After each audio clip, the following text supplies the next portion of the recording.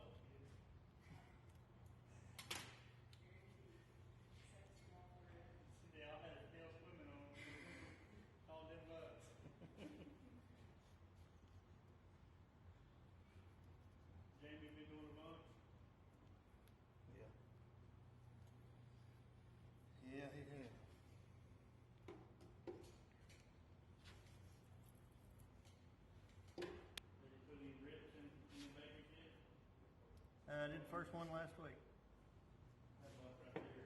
He's special, ain't he? He is special. Give me a break after this one so I can call Sturtz back. He's trying to do an epidermal flush on semen. I know he needs to talk to me.